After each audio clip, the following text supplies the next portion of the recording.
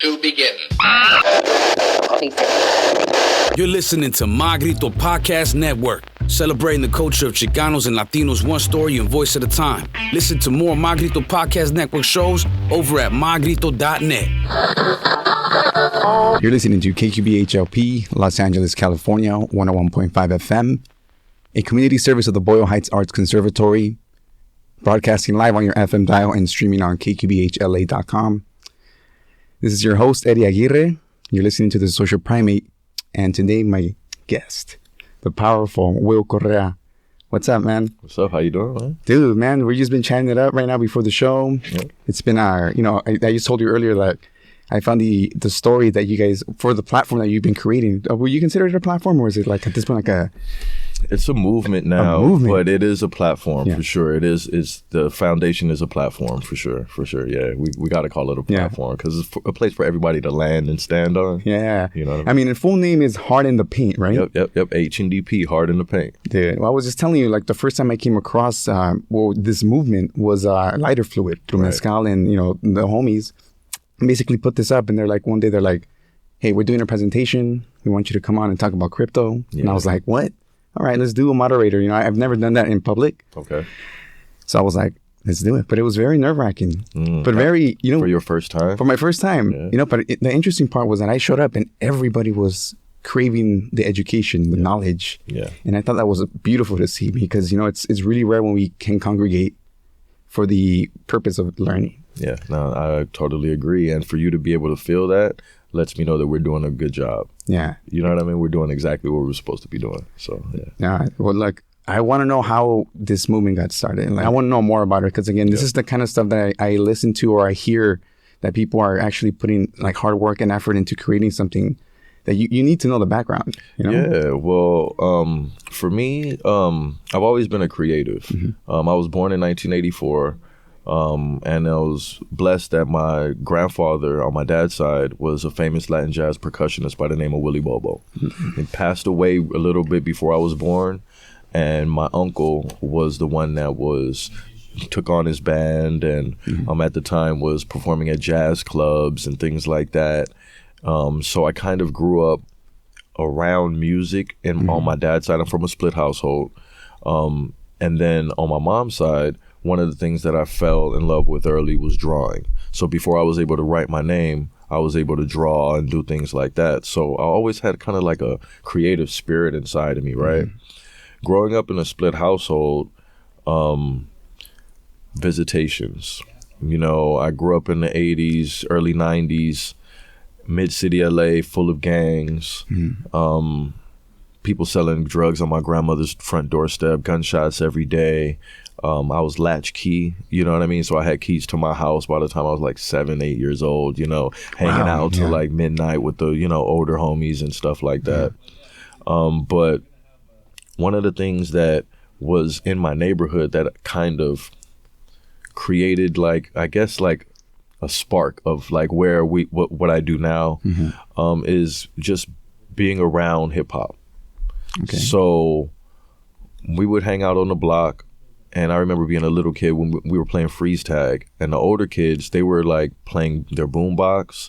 A couple of them had like black books and drawing and things like that. That was always around. And some of the guys that were around, or some of the guys and the girls, they're like graffiti legends now. Like, very, very, very reputable. Like, one of them specifically, like Jimmer from LTS, TNT, like I remember him like literally drawing the names for us to be able to copy type of stuff, as little kids. And so they would be freestyling and rapping and things. So by the time I got into preschool, like I wanted to beatbox and stuff. So hip hop was always something that was around in my heart.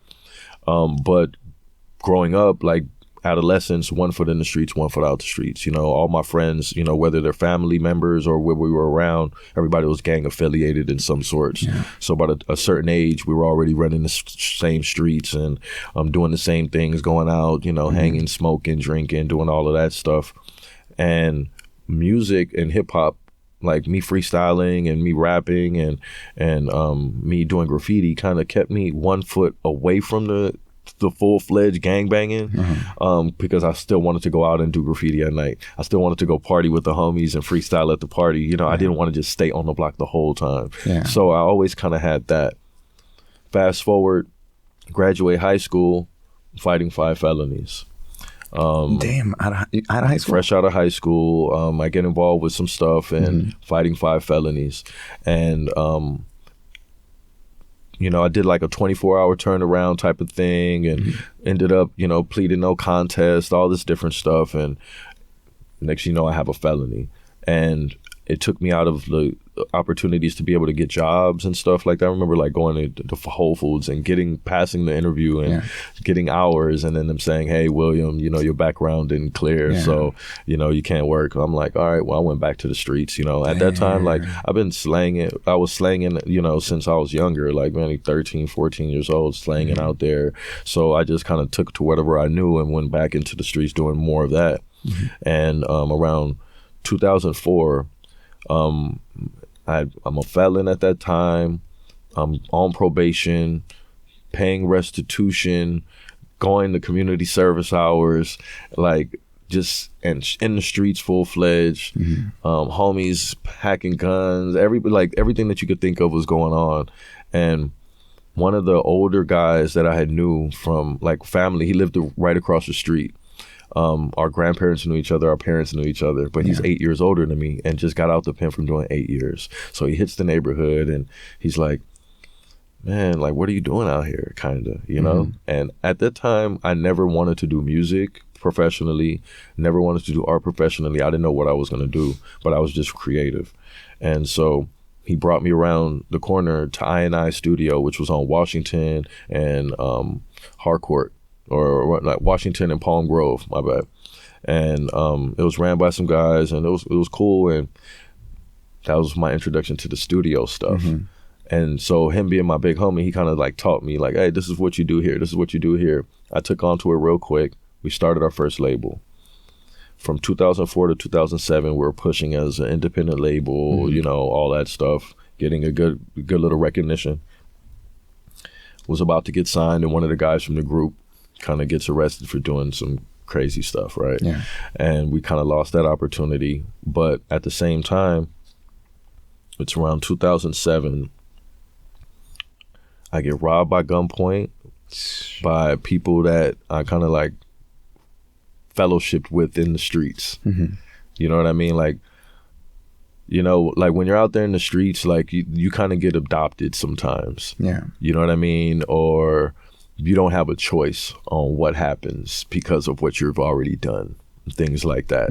So I was affiliated with the wrong people, you know, and one of these people kind of just almost like set me up in a certain way. He didn't hold down who he's supposed to be in the streets and let his back break on some situations. And next you know, I'm getting robbed by gunpoint. One of my little homies is, you know, gun to his head on the, you know, all this different stuff, and traumatized some people, you know, and then 7 days after that, they killed one of my other little homies. And 30 days later after that, I was like, you know what, it's time for me to go. You know, let me leave the streets. I was around like 24 or 25. And fortunately, my uncle, he took on the music, like he's a like high-ranking professional. He got off a tour. And he was like, "Man, what you doing? You know, like, come help me work on this." And I was like, "All right, cool." So I started helping him work on stuff. I had just left the neighborhood. And then one of my high school friends moved back to LA from San Jose. He graduated, but we were high school friends, and we rapped together. And he's like, "Hey, you doing music?" I'm like, "Well, you don't even know, man. Like, I just left the streets, and I'm doing stuff with my uncle, helping him out, and you know, he's helping me out by giving me the opportunity and stuff like this. And I'm doing stage managing now, and I'm doing, you know, like stage tech, and I'm helping out mix and master for his album. I'm doing graphics for his album, and so he's like, "All right, well," my high school friend's like, "All right, well, I'll move back. I just graduated. I work for Disney now, doing video game testing. What are you doing? You want to do some music?" I'm like, "Man, let's get it." And so, ironically, like me, I'm from Northeast LA and Mid-City LA. Those are my like home bases. But I have friends from like Compton, Long Beach, all throughout the city, East LA, bro, like everything, right? So he ended up moving to East LA. we have a whole crew of people in East LA and Boyle Heights that we've known since like the late 90s.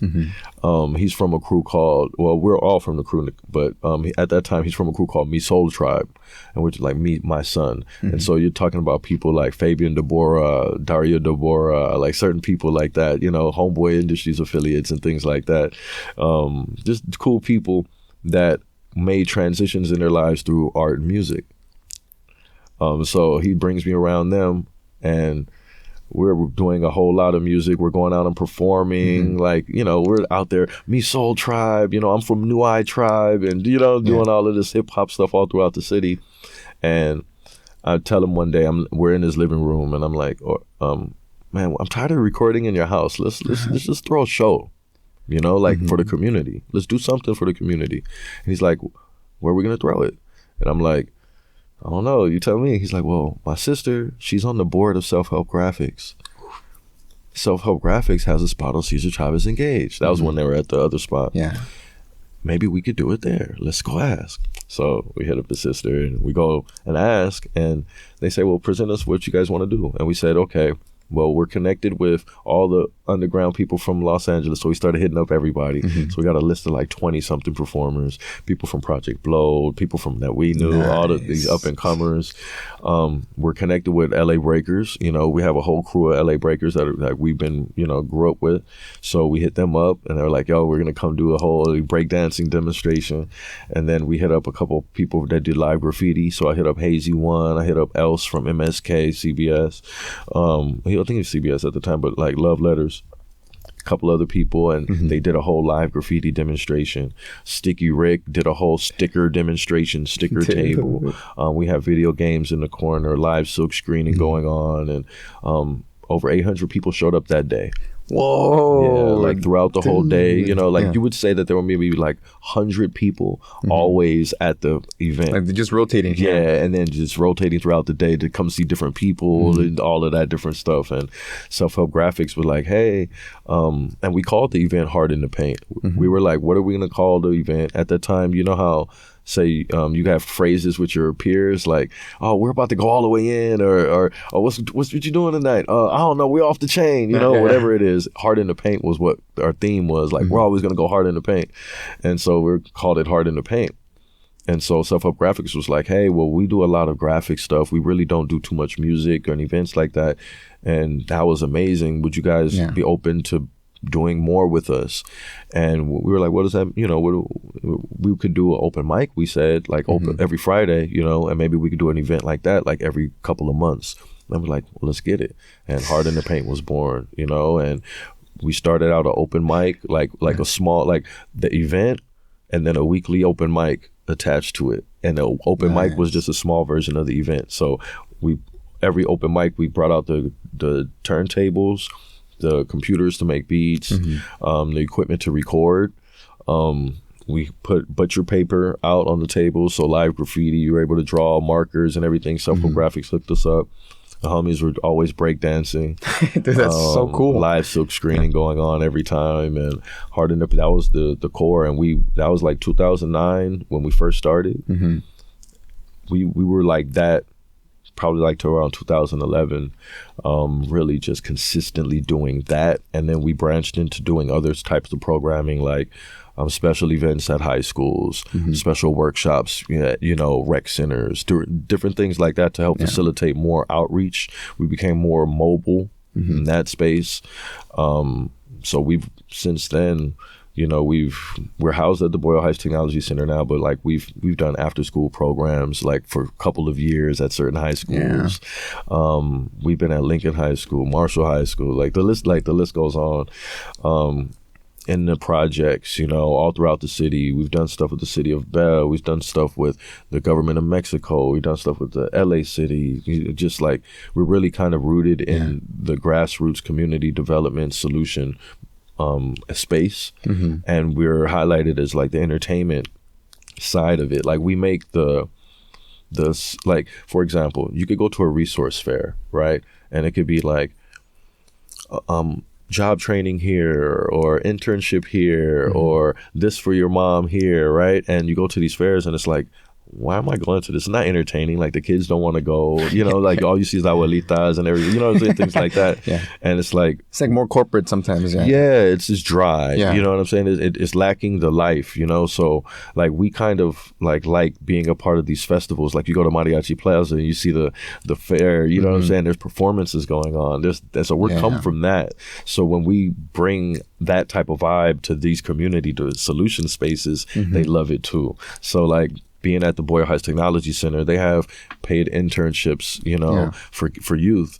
The kids might not know what's in there unless there's something cool going on in there. We're the ones that make it look cool. You know what I mean? Like we're in the studio playing the beats. We walk around wearing hip hop clothes, talking cool, not looking like a teacher, quote unquote, right? You know, we're always doing cool projects. So while we're around in the community, people are like, oh, what are you guys doing? At events, all that stuff. So. Yeah, and you know, it's really interesting because, you know, at the end of the day, you are providing resources to underserved communities for the most part. You know, the communities that for a long time, a lot of these resources have been gatekept. Yeah, like I don't know what made them feel like we were not worthy or we didn't deserve, you know, but there was a generation where they took away the like kind of like the rec centers. Yeah. They took away the music programs from our schools specifically, the arts programs from our schools specifically. They started limiting sports and all of those different things. I remember growing up, everybody in our neighborhood like played an instrument or something, like had to carry that instrument down the street. Case and stuff. Yeah, you know, and I haven't really seen that in this generation as like flooded as it used to be. So I know that there's a huge void, and I mean, me being a creative, I think that I've been blessed to always be in a creative peer group. So I never lost like that ability to creatively express myself. But I know that people, when they find our community and they haven't been a part of a community, it's like they've been yearning for to be a part of that, you know? And so it's still like a dire need in all of our communities just to be to have a creative space and safe, you know? Yeah. And, you know, I see what you're saying about like that spark in their eye just kind of lights up, you know? And me at 33 years old already, like, when I showed up to that event last year, I was like, whoa, what is this, you know? Right. And it felt cool. You know, again, just a little preview of that, at least specific event. You know, there was a workshop on content creation that Bars and Wheel was having. We had the crypto and hip hop history and like just all this stuff that you wouldn't think you would see from a place like this in our community. Right. You know? Interesting. And without having to spend like hundreds and thousands of dollars to get into these workshop conferences, you know? That's interesting. That's a big thing too, you know? So this was very accessible to people in the community. And again, one of the reasons why I immediately picked up on this and enjoyed what you guys were doing, you know? And I think some of the stuff that you guys have been doing, correct me if I'm wrong, is kind of like outside of content creation and entertainment, there's like video game resources and like, you know, computing or something, right? Everything under the entertainment industry umbrella is what we foster. So there's certain seasons where, for example, we've done things focused on coding and providing coding resources to young girls, you know, young children, because knowing that coding is the future. And to introduce them to that kind of points them in the right direction. Maybe they can make a educational decision like, hey, I want to go to this elementary school now because it has coding going on, right? Exactly. So we've done like things and that's where we partnered up with Microsoft, and they've done, you know, coding events with us. We've done like workshops around like, you know, Minecraft and we've done like, you know, video game workshops where, you know, the kids just come and they compete. You know, so almost to the sense of helping them develop esports, you know, ethics and that mindset. So we kind of meet them where their interests are and kind of feed them with the dopeness. You know what I mean? Like, like, you know, I it's like some of them don't know that they could be a video game tester. Yeah. You know, like our co-founder, he started his career video game testing at Disney, you know, and he's went to head of like, you know, a mobile production for Disney, moved into the private sector, and it's, you know, like there's a pathway for everyone no matter who you are. Yeah. Right? And again, going back to the whole thing about things at some point being gate kept, you know, that's one of those things too. Like coding just felt like something that, you know, people out in like what's it called? Like San Francisco, Yeah, Silicon Valley would Yeah. do, But that it was. In reality, we're looking and we're witnessing one of the biggest historical revolutions when it comes down to like an industry. Yeah. Like the information revolution is very, very in our face. And maybe, yes, society, through the way we've been placed in it, it looks like the information was gatekept. Yeah, you're right. It looks like it, but in reality, like everyone's getting it right now, at the right time. Yeah, everybody's kind of tuning into the fact that we, like we finally have these. I mean, like you said, we've been having the tools, but it's, I guess, if we would have had the same technology that they had when Silicon Valley was barely developing, we still wouldn't have used it for what we're using it for now. Yeah.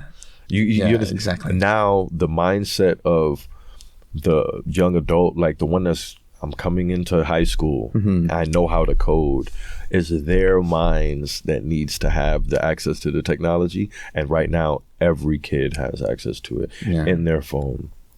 Yeah. Like you get what I mean? So there's not like a class difference anymore. Yeah, I think at this point, it depends on your motivation and like your own personal, need to know more. Because the tools are there, the information is there. Like now it's up to you to take action. Yeah, and I think maybe we might be a little bit behind when it comes down to the social aspect of it. Like there are other cultures that are more socially engaged in that industry because they were interested in it first. Yeah. Like say for example, like how some people might say, oh, you like to play basketball or you're black. Right? Like to a Latino in the hood, like, oh, you want to be like Jordan, you want to be like Kobe, like that's a black sport. Like go play soccer or something, or you know what I mean? And say, for example, if you grew up like, let's say you're black in a Caucasian environment, you might be playing something, it might be the black star on the white kids, basketball team, and it's like, oh, you should play basketball. It's like, no, I actually like coding. Like, what I mean? It's like, I'm good at basketball, but I actually like coding, So I think like right now, like we're kind of dealing with those social, I guess, barriers. Okay, I understand where you're coming from. At this point, yeah. Like those are the only things we're facing.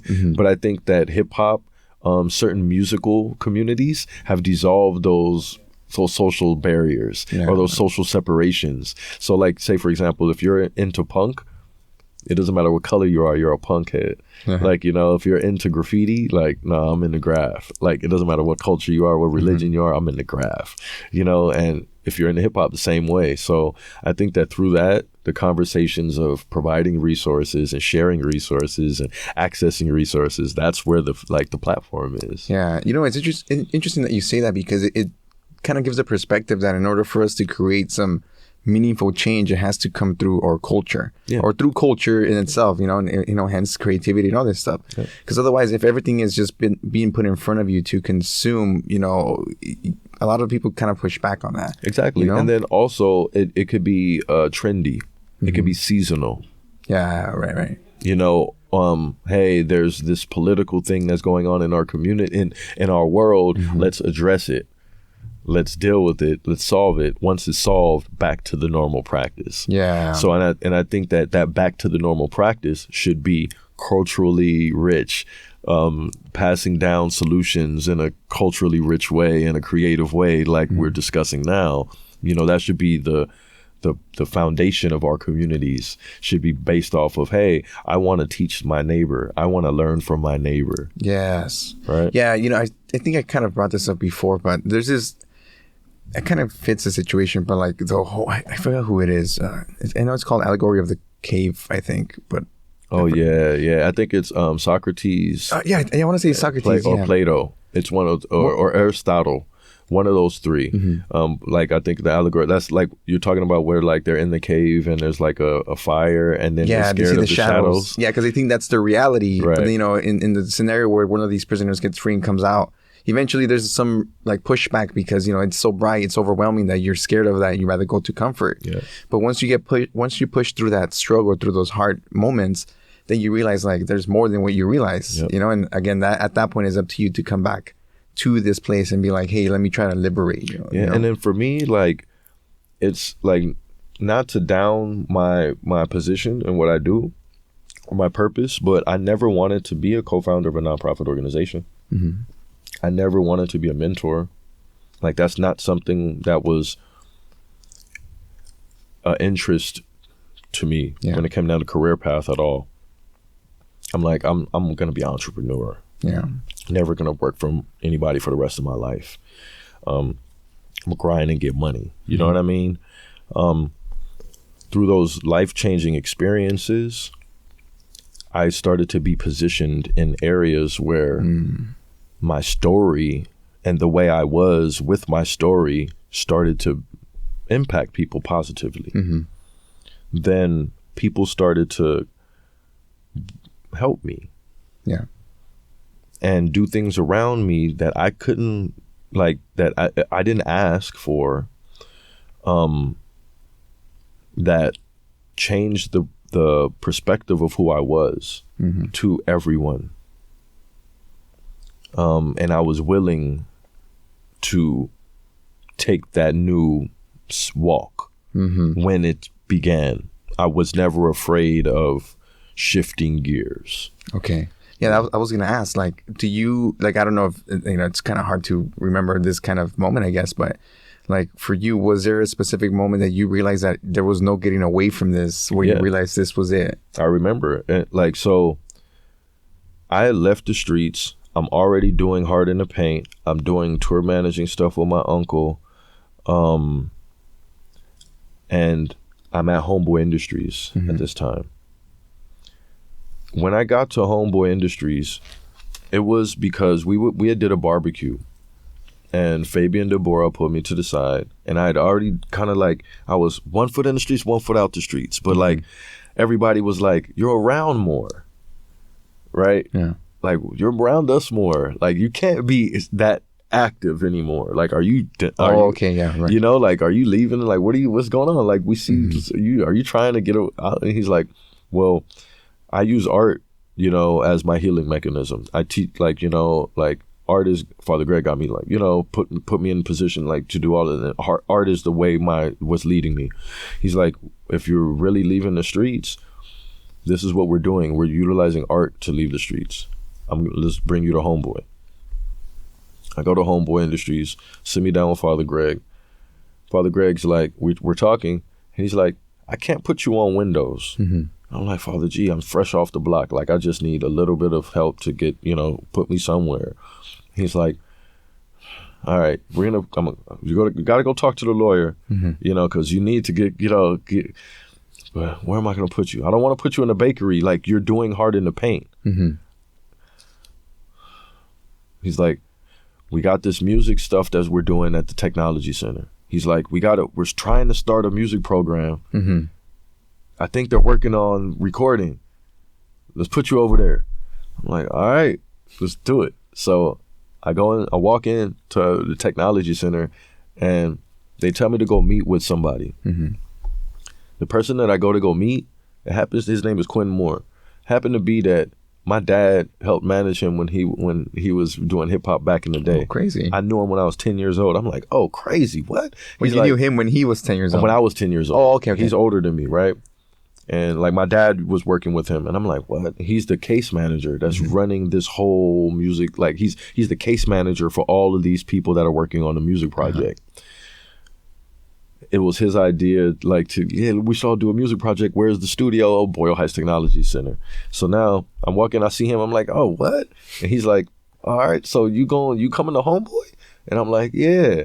He's like, what? How you? I'm like, I catch him up on the story. And then it happens to be the engineer that was helping out. Well, and he was a homeboy too.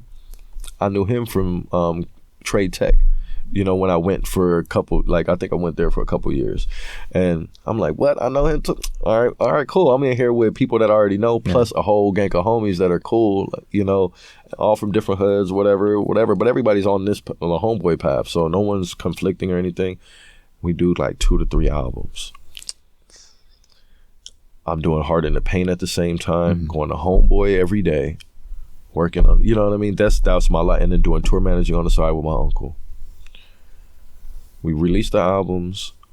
Homeboy Industries goes through this season where they called it the big layoff. They made like certain funding or whatever. They had to lay off certain people. People came to work pro bono to keep the store services and doors open.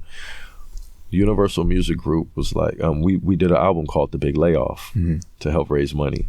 You know what I mean? And Universal Music Group caught wind of what we did, and they were like, "Hey, we want to give somebody a scholarship to UCLA Extension program." You know, so they gave Homeboy, you know, a scholarship, and so they're like, "Who are we gonna give it to?" That's part of the music program. Yeah. They're like, "Well, we should give it to Will because he has heart in the paint. If what he's gonna do is go get the knowledge and he's gonna bring it back to the hood." So I didn't realize what was happening at all. I'm just trying to get out off the block, like for real. Yeah. I'm literally at Homeboy for a specific reason to change my life. You know what I mean? Like, I'm not thinking I want to go help the next generation. This is what they just, I'm sitting here doing this open mic every Friday because I love hip hop and I love hanging with cool people. The homies, we show up, we freestyle, we go do performances after. I wasn't looking at that as mentorship at all. This is what I grew up on the block doing, hanging with the homies, the little homies, like, it's chill, like, you know.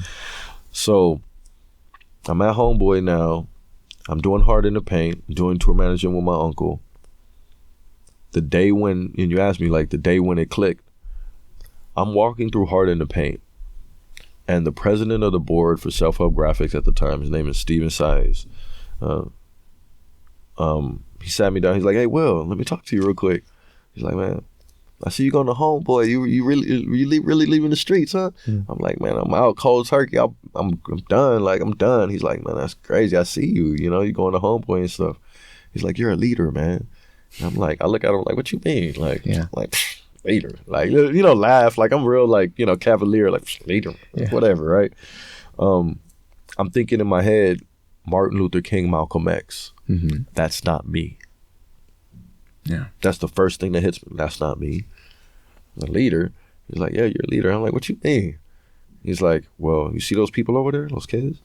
And it was like young 20s, teenagers, you know, and they were there every Hard in the Paint, like every workshop, like every open mic, freestyling on stage, having fun. Those are the kids from the block, the neighborhood. So they'll be out there drinking 40s on the block, strapped, you know, on the block. When we show up, they come in and do workshop stuff. They leave all that, you know, like, so. Hell yeah.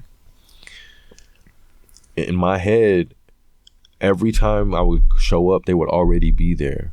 I'm thinking they utilize that spot as like the YO. They like to hang out right there all the time. He's like, "Man, you see them kids?" He's like, "Yo," he's like, "You see what they got on?" And they had a Hard in the Paint silk screen on their sweater. They had their raggedy t-shirt silk screen with Hard in the Paint on it. They were talking about their rap crew. And he was like, "See," he's like, "You look, them, they're only there when you come." I'm like, "What you mean?" I'm like, "Every time I show up, they're already here. Like, they're always here." He's like, "No." He's like, "They come by throughout the day, every day." And they ask, "Hey, is Will coming today? Is Hard in the Paint today? Is Hard in the Paint today? Is Will coming today?" And if we say yes, they say, "Hey, can we hang out until they get here?" So in my head, I'm thinking they're always there. Yeah. No. And he's like, that's powerful. And he's like, "Look at what they're doing. They're like, you went from telling stories to them, Will, about you running the streets and how your life was, how rough it was and the things you had to go through, losing the homies, all that different stuff. You're at Homeboy now. You're at UCLA now. You're bringing back information from UCLA and they're listening and they're applying it. They want to start their own independent label now. They want to put out an album. They're talking about copyright." He's like, "That's leadership." In my head, I'm like, what? I've been doing that my whole life, just listening to the older homies and talking to the little homies the same way. He's like, "That's leadership." I'm like, what? Cling, like it bling, the light bulb on. I'm like, what? And he's like, "Yo, you're a leader." And I'm like, "Oh." I'm like, "I could do that for the rest of my life." I told him, "What? That's easy. I can do that for the rest of my life." And he was like, "Well, That's why I asked you, are you really leaving the streets? Because what we want to do is we want to build a new nonprofit around your story of utilizing creativity to leave the negative lifestyle behind. I'm like, whoa, so what does that mean? He's like, well, you, the homie from high school that, you know, you guys started this workshop. You guys are going to become the co-founders. We're going to help develop a board of directors for you guys. We're going to help you guys. And then Self-Help Graphics helped us launch into becoming an official nonprofit. Wow. Like their staff, the people behind Self-Help Graphics during that time, board of directors, a lot, like just their staff, and we became official nonprofit under their wing, housed with them, and we kept on running workshops as official nonprofit partner. And then from there, we just continued to do partnerships with all these different schools and different places to just bring our services. Like we called ourselves a mobile organization. We will bring our services to you. And then, you know, we've been working with the technology center. Like I said, like I've been there since I went through the Homeboy program. And I came back and brought Heart in the Paint workshops there, started teaching music production programs, whatever kind of like they needed during the season. Like I said, like we focus on whatever the interests are. We've done like breakdancing workshops there, video game, like whatever they're interested in. And we've done stuff there. But we've been an on-site official partner since 2016. And that's where our home base is, at the Boyle Heights Technology Youth Source Center. And so from there, you know, all the stuff that you see us do out in the city are all through partnerships and relationships with other organizations, other communities. And yeah, we're here, you know, we're Heart in the Paint. That's a great story. Appreciate it. Man, again, it speaks volumes of just how things kind of just come together, you know? Like I had this conversation a few days ago with somebody at my job, when they're like, yeah, you know, they got me so I could do a panel, but I don't feel like I'm ready for it. Right. And then I just remembered something that I was told a few months or a few years ago, and it was like, you may not think you're ready for it, but other people know you are. They see it, you know? And all it takes is just for them to give you an opportunity, or at least, you know, guide you a little, nudge you in the right direction a little bit in order for you to fall into that path. I totally agree. You know, and that's what's powerful, because again, sometimes it takes somebody else to tell you, hey, you're good at this. Yeah. You step up. That's all it is. And sometimes all you need is, like you were talking about, the platform. Like, you know, like Heart in the Paint. Like, for example, when I was young, the platform was like the block, the neighborhood. Everybody's parents were able to, you know, beat you, feed you, scold you. It was a curb. You know what I'm saying? With people, music, art, culture, dance, dress codes, you know, vibes, food, you know, whether it be the chili cheese nachos or the elote or the tamales or the pan, you know, like the pan from the car that pulls out the, you know what I mean? Like, and no matter what, like, that's how I grew up. So, you know, to always have that essence is, you know, I could smell it if it's real. You know what I mean? Yeah, like, I see what you're saying. Okay, we can hang out over here. You know what I mean? That type of thing. And I think that literally, like, that's what it's about. It's the platform.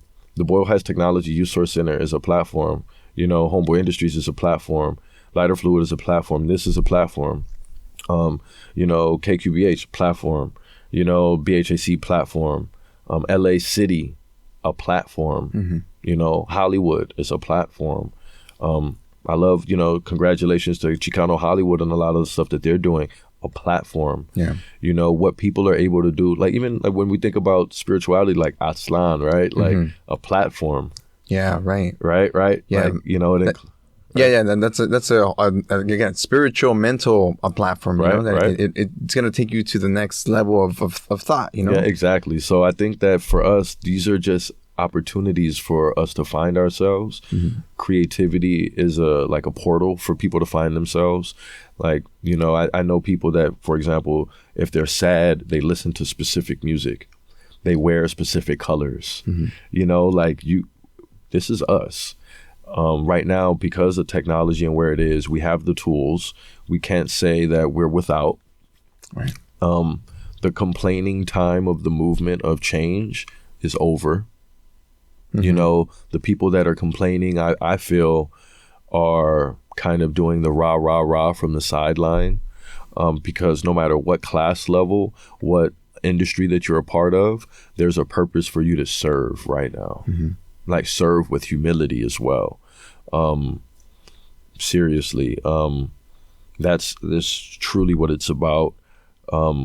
For us to be able to film high definition, full-fledged films with our phone, make beats like I could make beat right now with my phone, record it into my phone, like everything. And for us to say that we're a community that's without, let's say, speaking specifically of like people of color, right? Or people that are, you know, disenfranchised, right? We're without, but everyone has a cell phone. Yeah. Like, we cannot say that. You know, for me specifically, we're partnered with the Boyle Heights Technology Youth Source Center. We cannot say that the system is against us. This Technology Youth Source Center is a city-backed facility.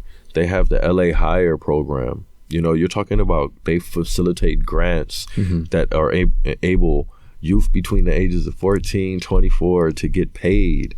You know, like hundreds of hours of, you know, a couple $1,000 for hundreds of hours of paid internships towards career paths that they're looking into.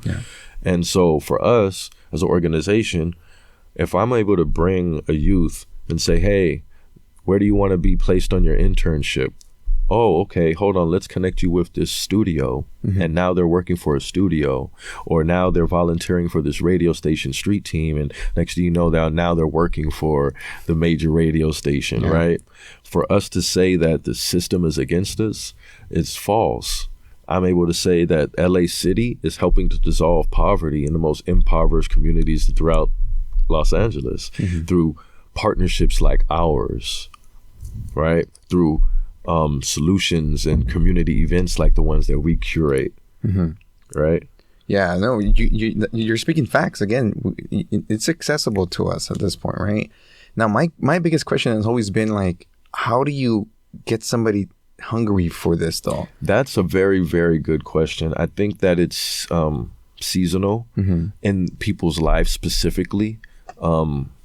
Sometimes, like, you know how they say that young girls mature faster than young boys. Maybe it's kind of something like this nature. You know, the question of who you are, the question of what should I be doing, or what is my purpose? Who knows when it's supposed to happen in someone's life? But no matter when it does, there should be something, a trail like breadcrumbs that leads you to the platform. Yeah, you know, that's what kind of goes back to earlier where I mentioned like if you remembered at what point you kind of had everything click. You know, at some point, you know, I don't think I've figured out what's made me click. You know, I do this, you know, pretty often, and I do it for the sake of just having a conversation, you know. So I feel like that's already, in a sense, something that calls my attention, right? But for a really long time, there was certain things that I'll do that I was kind of trying to like, you know, opportunities just kept coming up regarding like talking to people and stuff. That I was like, maybe this is something I should keep chasing, you know? Like you kind of try to do something else completely different. And it brings you back. It just reels you back in one form or another, you know? And that's when it's like, what the? Okay, maybe there's something here. And, you know, up until now, you know, I wouldn't even say my purpose on the show. It's more of a personal purpose. It's just, I like meeting people, educating myself, and just, you know, how do I say, teaming that hunger that I get from knowledge, you know, so that I've gotten from events where I've gone, where you guys have been, you know, sponsored and helped out as well. So, and even self-help graphics, you know, I grew up going there to ska shows or like workshops, you know, UFO core, all that. You know, so core, you know, something I grew up on, and you know, I also knew the struggle of growing up early in the 90s and 2000s, you know, for middle school and high school. I was affected by the programs that were cut, you know, art and music, you know, and again, like I mentioned before in previous podcasts, it's just Southeast LA has finally gotten its chance to kind of find its footing. And then we're all kind of craving the same knowledge and creativity. And everybody's finally taking it upon themselves to kind of build this. Chukos and everybody over there. Like, I mean, yes, you're completely right. I totally agree. I think it's the generation that we have that's active now. Like the elders that are the elders now, they're the right elders. You get what I mean? Like for me, it's like I'm 40. I'm like the OG now.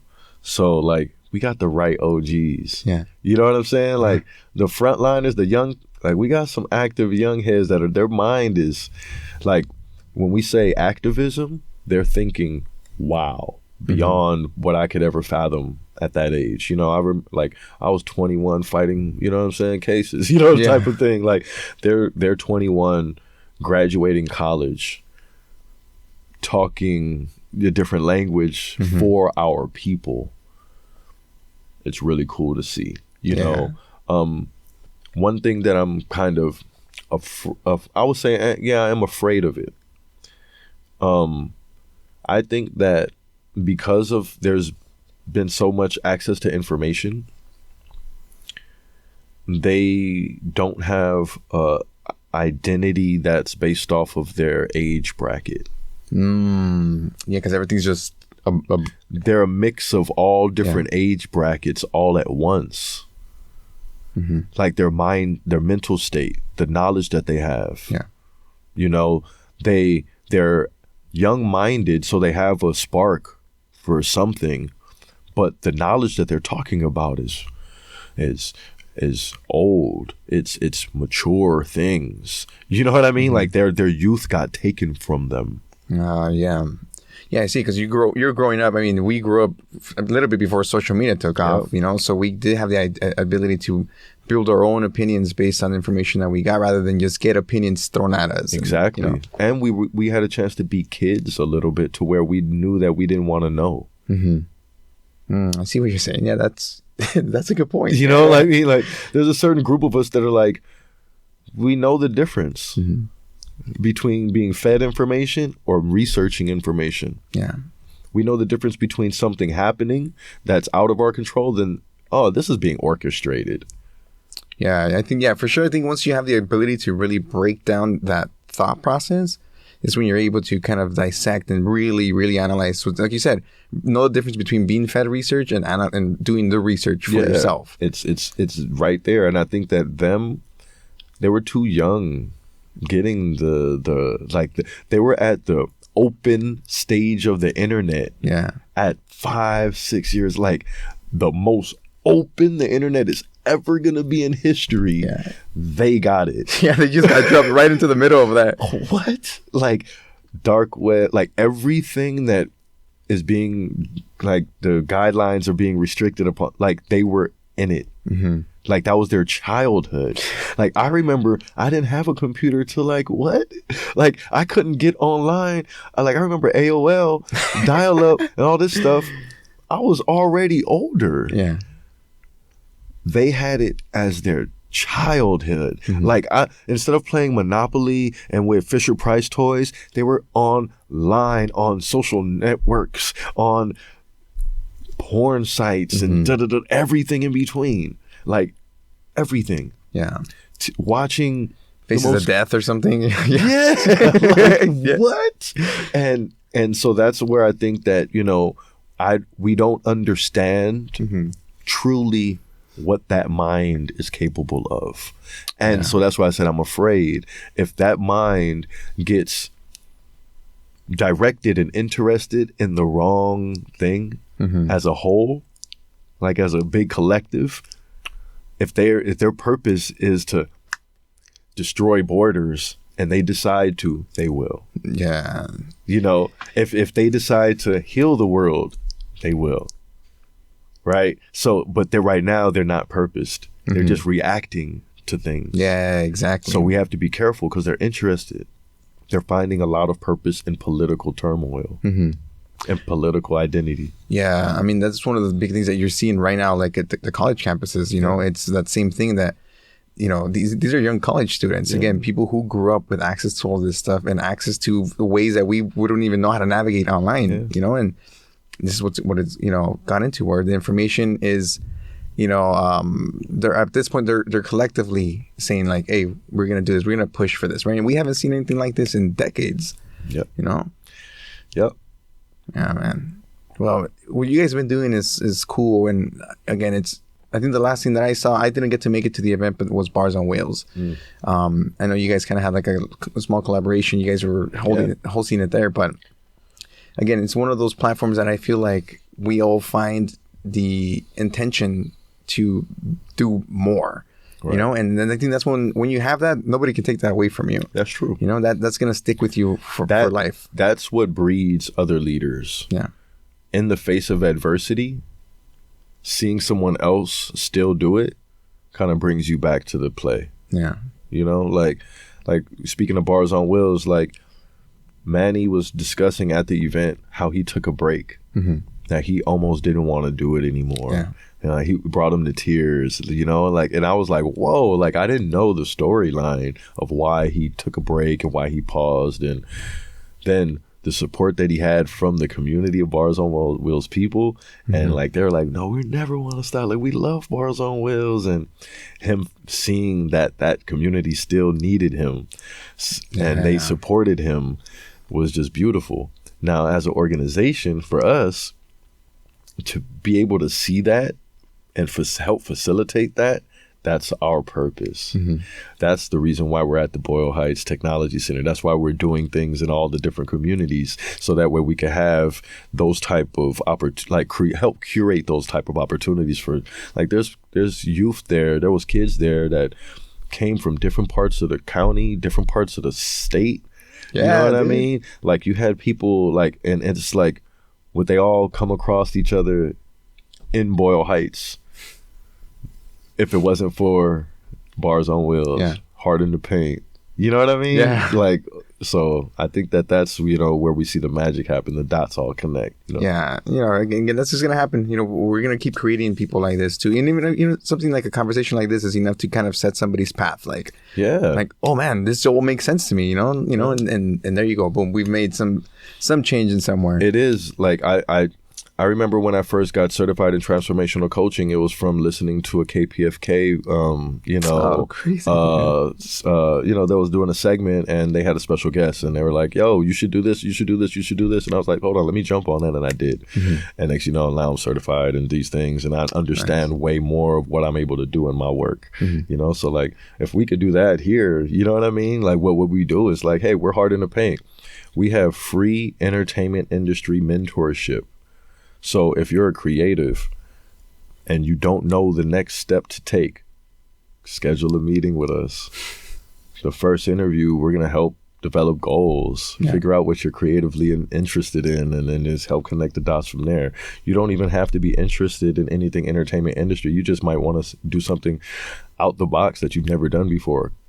That's what we got, some cool things going on. Like, we took a, you know, we do some cool things, you know. No, hell yeah. Well, dude, thank you so much for taking the time to have this conversation with me. Thank you very much. I'm excited to stop by next time you guys have something going on there. Man. Yeah, I'm going to have to take my kid out there. Bring them all, and invite whoever, you know, like, we're an open door, and whether it be a client or a volunteer or just a partner or people that want to support, we're open door, you know. Oh, yeah. And for people to find out more information directly, where can they contact you on? We're on social media. We're really heavy on Instagram. So at HNDPLA, that's H as in Harry, N as in Nancy, D as in dog, P as in Paul, LA. Let's see, HNDP.LA, the website. William at HNDP.LA, email 323-816-2209. Work number, you know, hit me up. I'm available. If I, you know, leave a message, I will call back, send a text, you know, but we're here. We're, you know, available, you know, we're of service. So. Hell yeah. Well, everybody, thank you for tuning in to the Social Primate. Again, we're broadcasting live out of KQBHLP, Los Angeles, California, 101.5 FM. And we'll see you guys next week. All right, have a good one, y'all. You can catch me in the Bodega, right around the town and listening to Major Lazer. Right around the stolen bike, pondering my creator, walking over ponds of alligators. Pros and cons of Macedon, I wonder, see you later. Golden grill glistening, elevator pissing in, crying in my tears from Mother Earth, and if she listening. Ambidextrous, my necklace, connecting with the Jeckalist and reckless. The exorcist, my exoskeleton is evident that I'm heaven sent. They direction is resurrection of dead presidents, reflected upon my residence. Exactly in the point that held my mind to show the fingerprints, exactly how I'm repping this. Align the minds, pine cones with rhymes of blind cyclones. I climb the vine through the stone and watch upon my eyes thrown, making circular lines inside the shrine's divine time zone to know exactly what is I'm on. You don't know what type of time that I'm on. Cellular symbiosis from the flows and beats I rhyme on. Writing this with a krylon, and if you look back and it kinda looks like a python. Jungle of concrete, never gonna get a smile on. You could catch me in the bodega, eating platano frito. Never missing the beat when you hit the streets in the East Coast. Never missing with me when you run across with your cleats though. Way more deeper than just calling me a Latino. Blessed to be speaking at the New Eureka. We're fleeking different flows and show you exactly how I do when I'm reaching back to the universal and stars to the highest teaching. So bizarre, walking with my stars across the bleachers, covered inside of the Amazon and jungle leeches. Don't give a fuck what you saying or what you speaking. Still trying to water my garden, growing a mango of life, bringing that to my nieces. But you still believe in the white Jesus, so what you mean by white? Like, talk to him. Like as in pure, or Talk to him. you don't mean like Caucasian? You're not talking about Yeshua. You don't think you God, but yes you are the best. You let me do me while you do y'all, but don't go too far. You know what the rules are. Too late. I'm shooting through space, heading to Mars, where you don't have to wish on a shooting star to do war. Cause you tall like the center who balls for Utah. Plus blue shoe like the shooting guard Joe Dumas. Juki, you watch your draws like your new broad, trying to get in my new car. Talking about she wanna move on. I make captains put away their boats cause the flow is too hard. Too charged the White Castle like Harold and Kumar. Plus blue charge too large for only 2 bars, and it's the 13th. Something not your worst dreams. I made dirt clean when my verse first bursted on the scene with a beam that can hurt Hercules, leaving you more holy than church service on the Christmas Eve. BLU, yeah. Azomali, from Mexico to Mali. Who are we?